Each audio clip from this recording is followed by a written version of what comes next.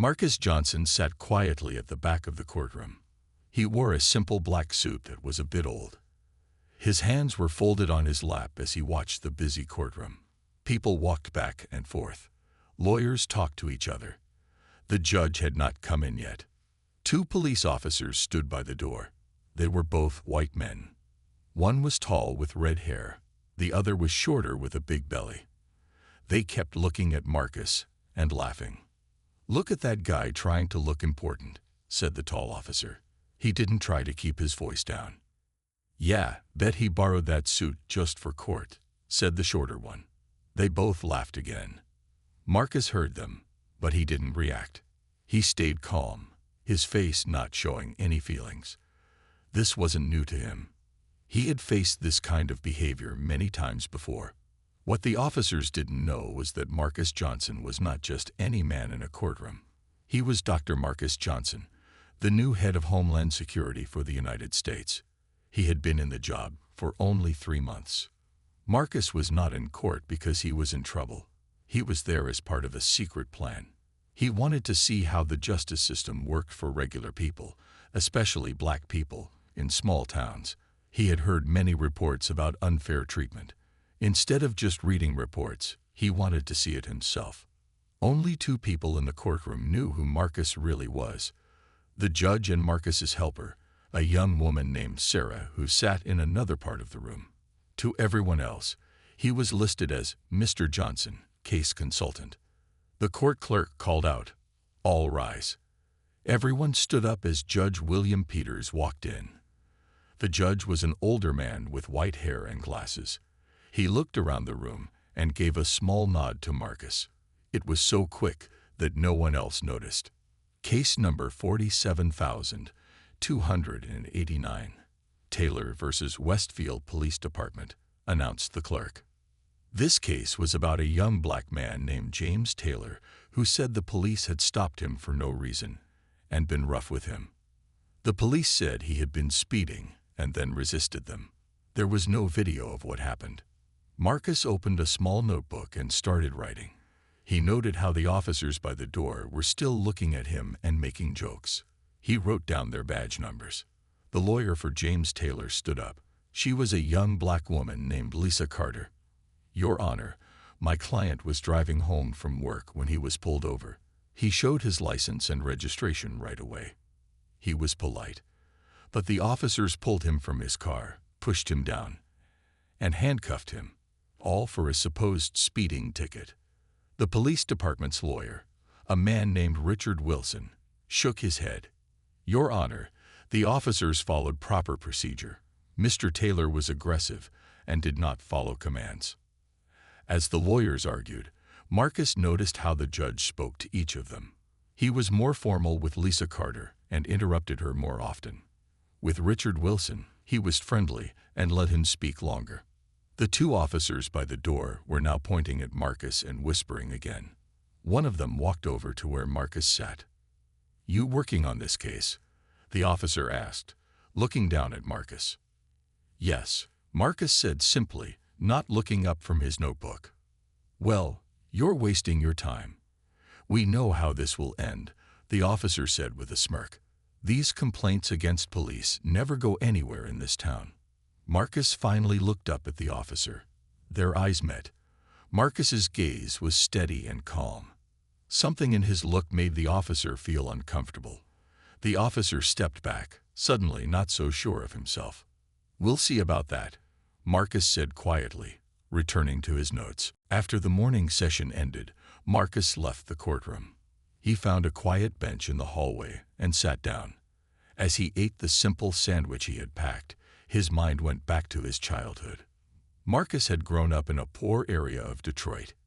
His father, Joseph Johnson, worked as a car mechanic. His mother, Diana, cleaned houses for rich families. They didn't have much money, but they had lots of love and big dreams for their only son. When Marcus was just 10 years old, he saw how police treated people in his neighborhood. One hot summer day, his friend Dion was stopped by police while riding his new bike. The officers said the bike might be stolen. They made Dion lie on the hot sidewalk while they checked. Marcus watched from across the street. scared and angry. The bike was a birthday gift from Dean's grandmother.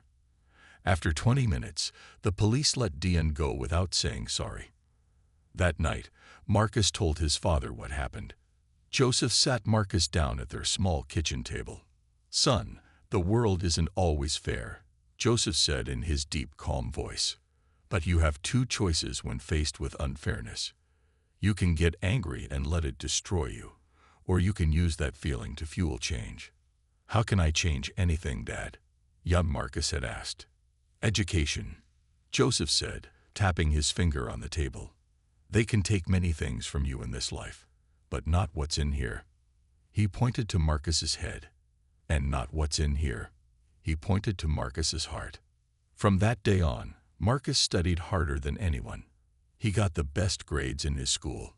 He won a full scholarship to college, where he studied law. Then he went to law school, again with a scholarship. He finished at the top of his class.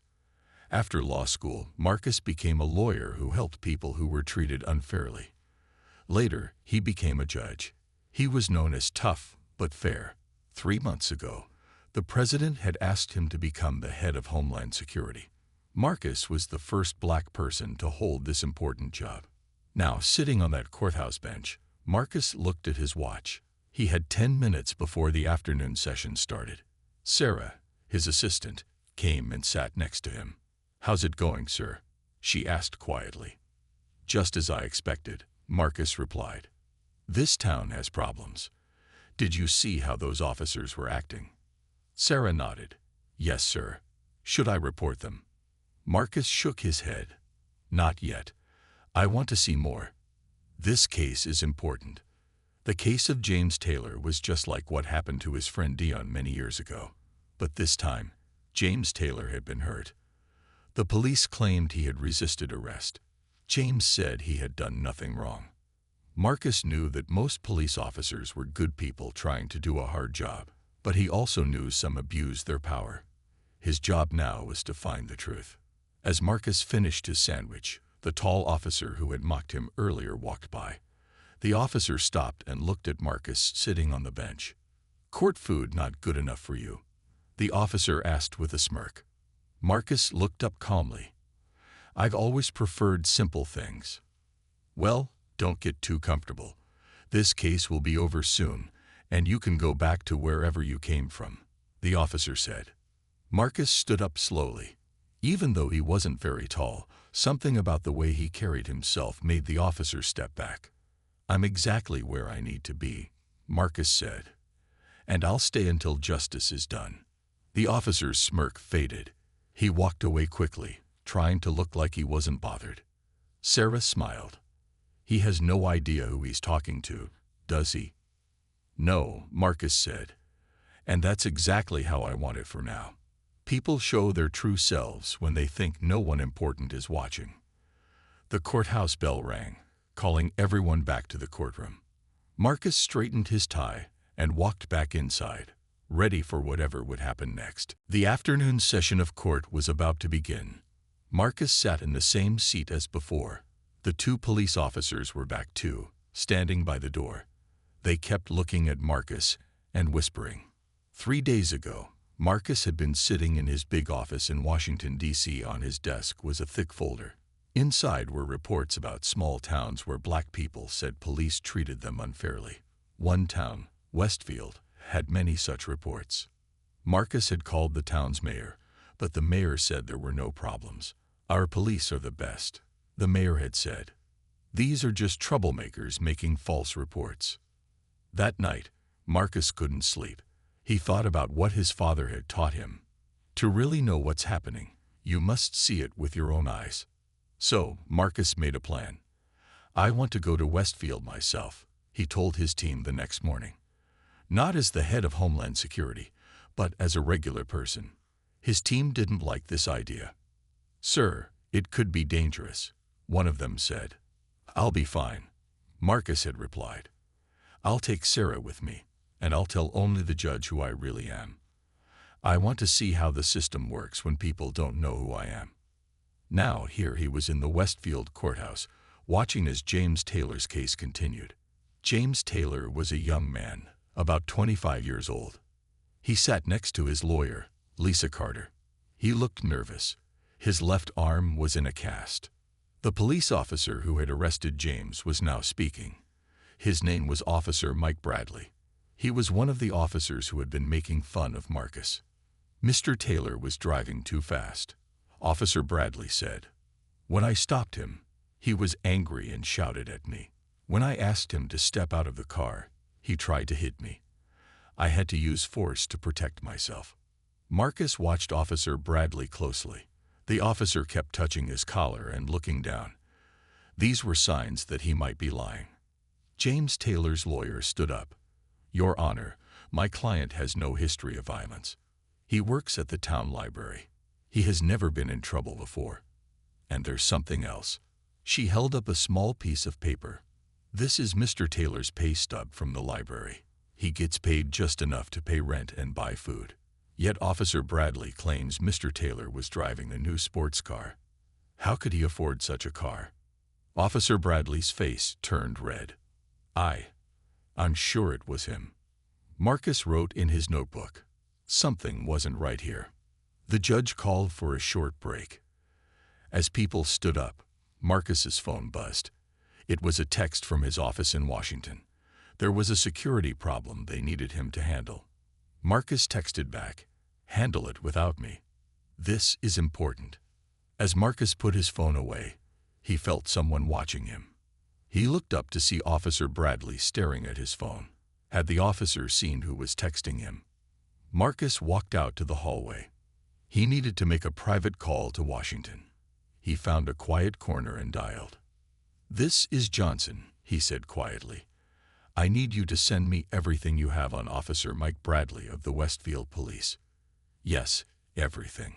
As Marcus was talking, Officer Bradley walked by, pretending not to listen. But Marcus saw him slow down near the corner. After the call, Marcus went to the bathroom. As he washed his hands, Officer Bradley came in. "Nice phone," the officer said, looking at Marcus's pocket where his government phone was. "Looks expensive." "It does what I need it to do," Marcus said calmly. "You know," Officer Bradley said, moving closer, "I checked the court records. There's no Mr. Johnson listed as a consultant on this case. So, who are you really?" Marcus dried his hands slowly. He had been careful, but somehow they had missed updating the court records properly. "I'm just someone who cares about justice," Marcus said. Officer Bradley laughed. "Well, you're wasting your time here. This case is already decided. No one from outside is going to change how we do things in Westfield." Marcus looked Officer Bradley directly in the eyes. "Maybe it's time for a change." The bathroom door opened, and Sarah peeked in. "Sir, the judge is calling everyone back." Marcus nodded and walked past Officer Bradley. He could feel the officer's eyes on his back. The game was getting more dangerous now. Back in the courtroom, Marcus felt the air was different now. Officer Bradley kept looking at him with narrow eyes. The other officer, whose name tag read Wilson, seemed confused by his partner's new interest in Marcus. James Taylor was now on the stand. He looked scared but spoke clearly. "I was driving home from the library where I work," James said. "I wasn't speeding. When the police light came on behind me, I pulled over right away." "What happened next?" asked his lawyer, Lisa Carter. "The officer, Officer Bradley, came to my window. He didn't tell me why he stopped me. He just asked for my license and registration, which I gave him." James took a deep breath before continuing. "Then he told me to get out of the car. I asked why, and he opened my door and pulled me out. I lost my balance and fell. When I tried to get up, he pushed me down again and twisted my arm behind my back. That's how my arm got broken." Marcus wrote in his notebook. He noticed that Officer Bradley was now whispering to Officer Wilson and pointing at Marcus's phone, which sat on the bench beside him. The police department's lawyer stood up. "Mr. Taylor, isn't it true that you were driving a silver sports car that night?" James looked confused. "No, sir. I drive an old blue Honda. I've had it for 8 years." And you expect us to believe that Officer Bradley, with 15 years of experience, would mistake a blue Honda for a silver sports car? The lawyer asked with a smirk. I don't know why he would say that, James answered, but I was driving my Honda. Marcus checked his phone. His office had sent the information he requested about Officer Bradley. What he read made him frown. Officer Bradley had 6 complaints against him in the past 2 years. All were from black drivers. All the complaints were dismissed without investigation. Court ended for the day. As people left, Marcus stayed seated, reading the information on his phone. He didn't notice Officer Bradley approaching until the man's shadow fell across him. Still here, Mr. Mystery Man, Officer Bradley said. His voice was not friendly. I made some calls about you. Nobody seems to know who you are or why you're really here. Marcus put his phone away calmly. I've told you who I am. No, you haven't, Bradley said, leaning closer. And I don't like strangers coming to my town, asking questions, making trouble. Marcus stood up. He was shorter than Bradley but didn't seem afraid. Is that a threat, Officer Bradley? Bradley laughed, but his eyes were cold. Just a friendly warning. Small towns can be dangerous for outsiders who don't mind their own business. Sarah appeared at the courtroom door. Sir, our car is ready, she called to Marcus. Marcus nodded to her, then looked back at Bradley. Have a good evening, officer. He walked away, feeling Bradley's eyes on his back. Outside, Sarah looked worried. He suspects something, she said as they got into their car. Should we tell Washington? Marcus shook his head. Not yet, but we need to be careful. They drove to their hotel in silence. After checking that no one had entered their rooms, Sarah showed Marcus some pictures on her tablet. Look what I found, she said. This is from the town's newspaper last month. The picture showed Officer Bradley standing next to a silver sports car. The headline read, Officer Bradley wins car in county raffle. Marcus studied the picture. So Bradley owns a silver sports car. That's interesting. There's more, Sarah said, swiping to another picture. This one showed Officer Bradley with a man in an expensive suit. This is Frank Russo. He owns most of the businesses in town, including the company that gets all the police equipment contracts. Marcus's eyes narrowed. I think we need to look deeper into Mr. Russo. That night, as Marcus prepared for bed, his phone rang. It was a blocked number. He answered cautiously. Hello. Dr. Johnson, said a man's voice he didn't recognize. I know who you are. If you want to learn the truth about what's happening in Westfield, meet me tomorrow morning at 6 a.m. behind the old mill on River Road. Who is this? Marcus asked. Someone who's been waiting for someone like you to come to Westfield. Come alone. The call ended. Marcus sat on the edge of his bed, thinking. It could be a trap, or it could be the break he needed. Either way, things were moving faster than he had expected. The next morning, when it was still dark, Marcus got up. He did not wake Sarah. He left her a note. Meeting the source. Back by 7:30.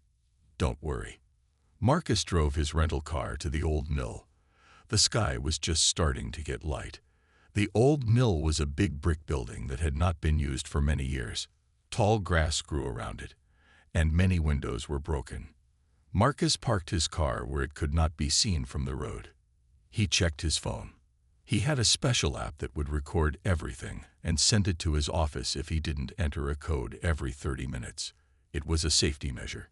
As Marcus walked toward the back of the mill, he heard a noise. He turned quickly. A man stepped out from behind a tree. He was older, maybe 60, with gray hair. He wore the uniform of the Westfield Police Department. The name on his uniform said, Chief Collins.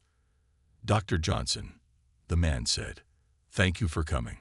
Marcus was surprised. You're the police chief. Chief Collins nodded. Yes, I've been chief here for 30 years. He looked tired, with dark circles under his eyes. I know who you are. I recognized your name when the judge told me you were coming to town. Why did you want to meet me like this? Marcus asked. Why not at the police station? Chief Collins looked around nervously. Because the walls have ears, Dr. Johnson. I can't trust my own department anymore. They walked together behind the mill, where an old bench sat next to a small river. I'm retiring next month, Chief Collins said as they sat down. I tried to run an honest department, but things have changed in the last few years. Tell me about Officer Bradley, Marcus said. Chief Collins sighed. Mike Bradley was a good cop once, but 3 years ago, he started hanging around with Frank Russo. Suddenly, Bradley had new clothes, a new watch. Then he won that sports car in a raffle. A rigged raffle? Marcus asked. I can't prove it, Chief Collins said. But yes, I think so. Russo owns half the town now. He pays people to look the other way. And the case of James Taylor? Marcus asked. Chief Collins looked down. I think Bradley was driving his sports car that night. Maybe he was drinking. He hit something. Or someone. He needed a black man to blame it on. James Taylor was in the wrong place at the wrong time. Marcus wrote everything down. Do you have any proof? Chief Collins reached into his pocket and took out a small memory card. This is from a security camera at the gas station near where Taylor was arrested. The station owner is my friend. He gave me this, and then lost the original. Marcus took the card. This could be important evidence. There's something else, Chief Collins said. Bradley and some other officers have been stopping black drivers who pass through town. They plant small amounts of drugs in the cars and then find the drivers. The money goes to a special fund that only Russo and his friends can use. That's very serious, Marcus said. Chief Collins nodded. I've tried to stop it, but the mayor won't listen. He gets money from Russo too. That's why I called you when I heard who you were. Homeland Security has the power to investigate this. Suddenly, they heard a car door slam. Chief Collins stood up quickly. Someone's here. You should go. Take the back path through the woods. It leads to the road. Marcus stood too. What about you? I'll say I was just checking on the old mill. I do that sometimes. Marcus put the memory card in his pocket. Thank you for this. I'll make sure it's used properly. Chief Collins shook Marcus's hand. Be careful, Dr. Johnson. These people are dangerous when cornered. Marcus moved quickly toward the trees. As he reached them, he looked back. Chief Collins was walking toward the front of the mill, where a police car had just pulled up. Through the trees, Marcus could see who was in the car. It was Officer Bradley. Marcus moved deeper into the woods. He had to get back to the hotel, show Sarah the memory card, and plan their next move. The case was bigger than he thought. It wasn't just about James Taylor anymore. It was about corruption in the entire town. Marcus made it back to the hotel safely. Sarah was awake and worried. Where were you? She asked. I was about to call Washington. I met with someone, Marcus said, catching his breath. The police chief. Sarah's eyes got big.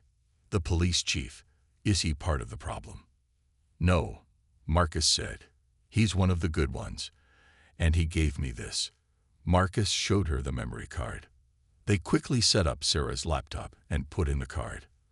The video was not very clear, but they could see what happened. A silver sports car was driving fast. Then it hit something, or someone, and drove away. 10 minutes later, a blue Honda passed by. The car looked like the one James Taylor drove. That proves it, Sarah said. Bradley was driving the sports car, hit something, then blamed Taylor when he happened to drive by later. Marcus nodded. And Chief Collins said it's bigger than that. Bradley and others are targeting black drivers, planting drugs, and collecting fines. Sarah looked worried. This is dangerous, sir. We should call in a full team from Washington. Not yet, Marcus said. We need more proof, and I want to handle this myself. They went to the courthouse for the second day of the trial. Marcus noticed Officer Bradley watching him closely as he entered. The other officer, Wilson, also stared at him now. As Marcus sat down, He felt someone sit next to him. It was a big man in an expensive suit. "Mr. Johnson," the man said with a smile that didn't reach his eyes. "I'm Frank Russo." Marcus kept his face calm. "Mr. Russo, I've heard about you." "All good things, I hope," Russo said, still smiling. "I understand you're interested in our little town." "I'm interested in justice," Marcus said. Russo's smile got smaller. "Justice is good, but sometimes outsiders don't understand how small towns work. We take care of our own." "Is that a threat, Mr. Russo?" Marcus asked. Russo stood up. "Just a friendly talk between gentlemen. Enjoy the trial." As Russo walked away, Marcus saw him nod to Officer Bradley. Bradley nodded back, then looked at Marcus with cold eyes. The trial started again. The judge seemed nervous today. He kept looking at Marcus, then at Bradley and Russo. When it was time for a lunch break, Marcus waited until most people had left. Then he went to the judge's office. "Your Honor," Marcus said, "I need to talk to you." The judge nodded. "Close the door, Dr. Johnson." Marcus showed the judge the video from the memory card. The judge watched it with a sad face. "I suspected something like this," the judge said, "but Russo has so much power here." "Not more power than the federal government," Marcus said. "It's time to end this." The judge looked afraid. "Be careful. Russo doesn't play by the rules." When Marcus left the judge's office, Officer Bradley was waiting in the hallway. "Having a nice chat with the judge?" Bradley asked. "Just discussing the case," Marcus said. Bradley moved closer. "I saw you at the old mill this morning, talking to Chief Collins. I wonder what was so important you had to meet so early." Marcus knew he had to be careful. Bradley was dangerous. "The chief was just showing me around town," Marcus said. Bradley laughed. "Sure he was. And I'm Santa Claus." His face turned serious. "Stay away from things that don't concern you." Just then, Marcus's phone rang. It was Washington. He answered it, turning away from Bradley. "Yes, this is Dr. Johnson," he said. Bradley's face changed. He stepped back, confused. "Dr. Johnson," he said. Marcus ended the call and turned back to Bradley. "Yes, officer." "Dr. Marcus Johnson. Is there a problem?" Bradley's face turned white. "Dr. Marcus Johnson, the head of Homeland Security." Marcus didn't answer. He just looked at Bradley calmly. More people were coming into the hallway now, including Sarah and Russo.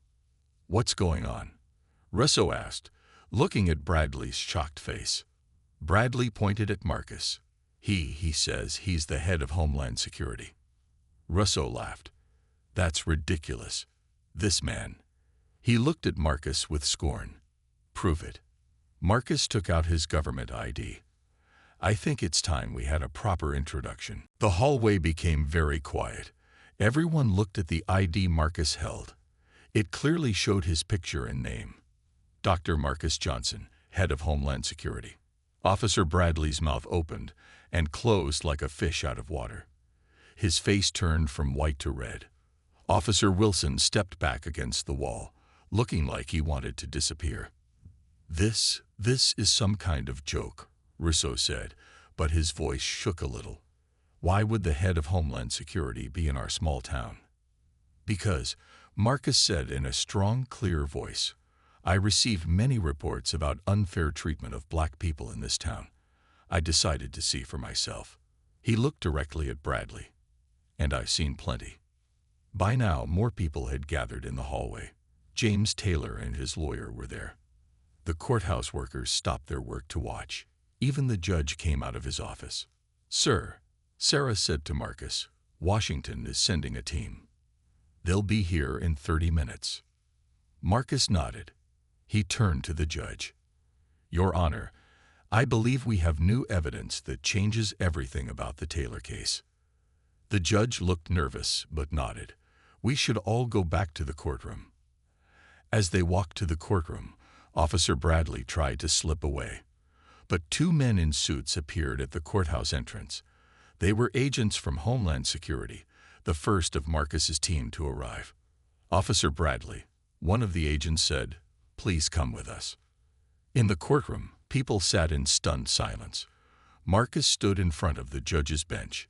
He was no longer sitting in the back. Now everyone could see who he really was. For 3 days, Marcus began, "I have watched how justice works in this town. I have seen officers mock people based on their skin color." He looked at Bradley and Wilson. "I have heard threats made against those seeking truth." Marcus held up the memory card. "This video shows a silver sports car hitting something and driving away. 10 minutes later, James Taylor's blue Honda drives by. This proves that Taylor could not have been driving the car that caused damage that night." People in the courtroom gasped. The judge asked to see the video. After watching it, he looked at Officer Bradley. "Officer, do you own a silver sports car?" the judge asked. Bradley looked down. "Yes, Your Honor." "And where were you on the night of April 15th? Bradley didn't answer. The courtroom doors opened, and more Homeland Security agents entered. With them was Chief Collins. He walked up to Marcus. "Dr. Johnson," Chief Collins said, "we found more evidence in Bradley's locker at the station. There were small bags of drugs that match what was used in the false arrests." Russo stood up, his face angry. "This is all lies. You can't come into our town and—" "Mr. Russo," Marcus said calmly, "we have a warrant to search your office and home too. I believe we'll find proof of your connection to these corrupt activities." Russo sat down hard, his face now pale. Marcus turned to James Taylor. "Mr. Taylor, on behalf of the United States government, I apologize for what happened to you. The charges against you will be dropped. And you may want to talk to Ms. Carter about a lawsuit against this town." Taylor nodded, tears in his eyes. Marcus then addressed everyone in the courtroom. "Most law enforcement officers are good people doing a hard job. But when some abuse their power, they must be held accountable." He looked at Bradley, who was now being handcuffed. "No one is above the law.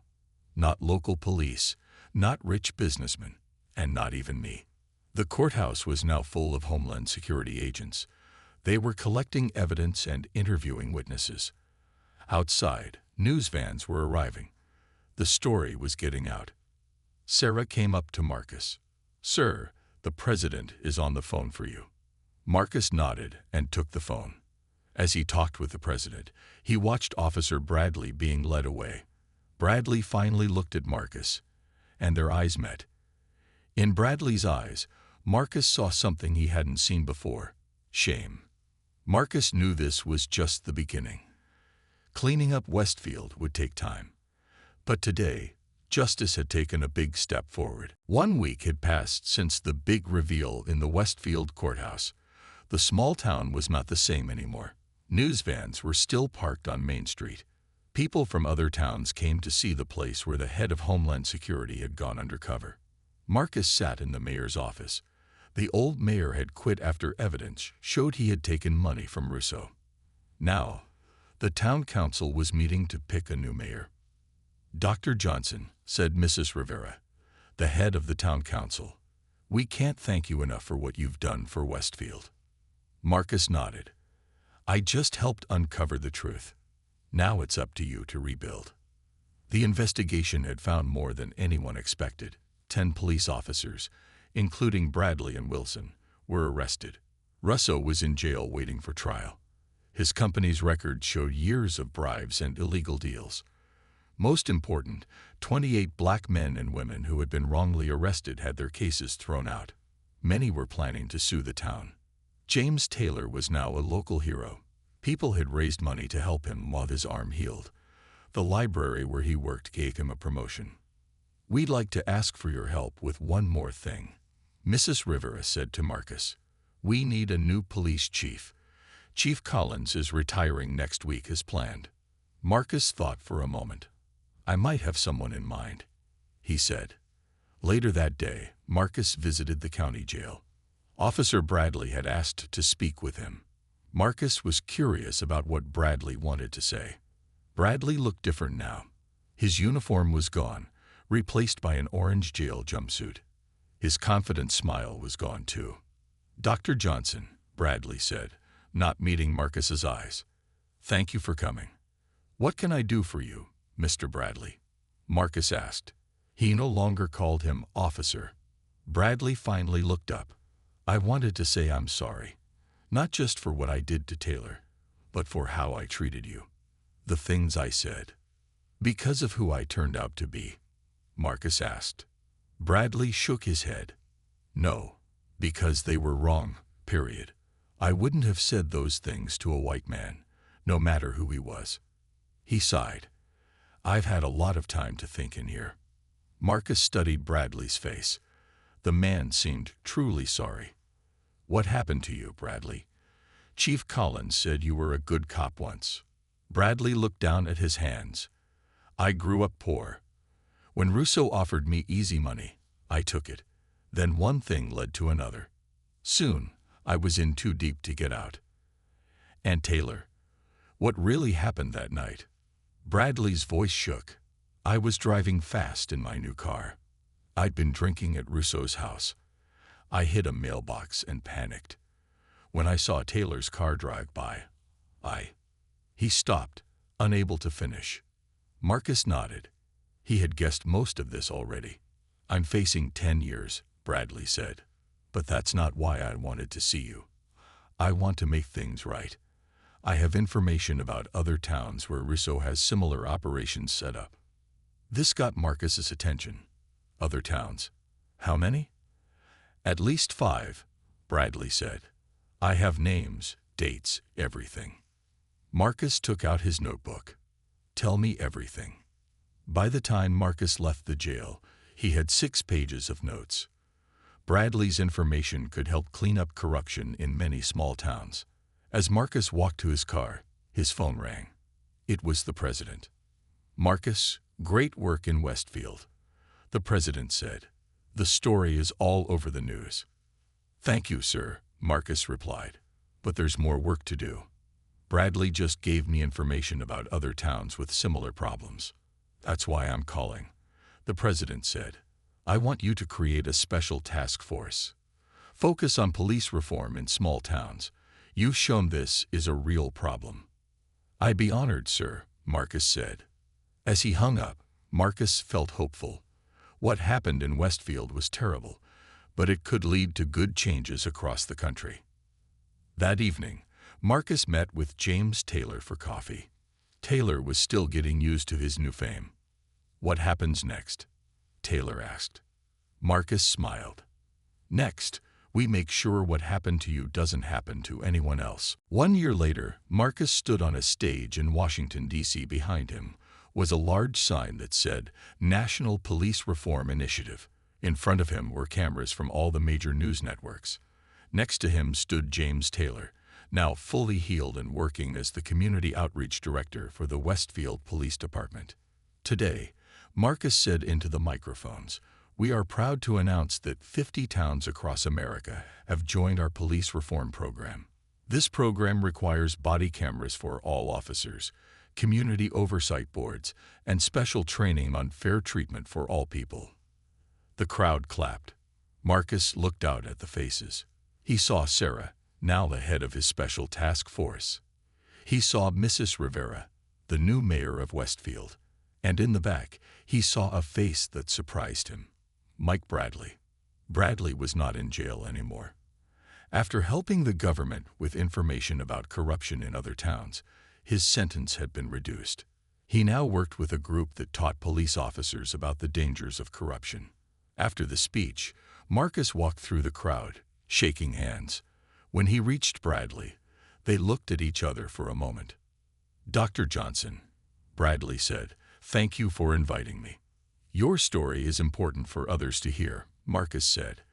"How things can go wrong, but also how people can change." Bradley nodded. "I speak to police officers every week now. I tell them about my mistakes. Some listen, some don't, but I keep trying. That's all any of us can do," Marcus said. Later that day, Marcus visited his old neighborhood in Detroit. He stood outside the small house where he grew up. It looked smaller than he remembered. An old man was working in the garden. He looked up and smiled. It was Marcus's father, Joseph. "Dad," Marcus said, hugging the older man. The speech went well. Joseph nodded. "I saw it on TV. So proud of you, son." They sat on the porch steps, just like they used to when Marcus was a boy. "Remember that day when Dion was stopped by the police?" Marcus asked. "When I told you about it, you said I had two choices. Let it make me angry or use it to fuel change." "I remember," Joseph said. "You chose well." "I was thinking about that day a lot this past year," Marcus said. "How different things might have been if I'd made another choice." Inside the house, Marcus's phone rang. Sarah answered it, then came to the door. "Sir, it's the president again," she said with a smile. Marcus took the call. When he hung up, he looked stunned. "What is it, son?" Joseph asked. "The president wants me to be the next Attorney General of the United States," Marcus said quietly. Joseph's eyes filled with tears. "Your mother would have been so proud." That night, there was a small party at Joseph's house. James Taylor was there with his family. Sarah came too. They ate, laughed, and talked about the future. As the evening ended, James pulled Marcus aside. "I never thank you properly," James said, "not just for helping me, but for changing our town. Westfield is a different place now." "You did that," Marcus said. "You and people like Mrs. Rivera. I just helped get things started." "Will you take the Attorney General job?" James asked. Marcus looked around at the small living room where he grew up, the place where his father had taught him about justice and dignity. "Yes," he said. "There's still so much work to do." 2 months later, Marcus stood in the White House. His father watched proudly as Marcus was sworn in as the Attorney General. As he placed his hand on the Bible, Marcus thought about how far he had come from that little house in Detroit. After the ceremony, a young black boy asked for his autograph. As Marcus signed the boy's book, the boy asked, "How did you get to be Attorney General?" Marcus smiled. "I remembered what my father taught me. When you see something wrong, you have two choices. Let it make you angry, or use it to fuel change." The boy nodded seriously. "I want to be like you when I grow up." "You can be even better," Marcus said. "Just remember, the most powerful person in the room isn't always who you expect."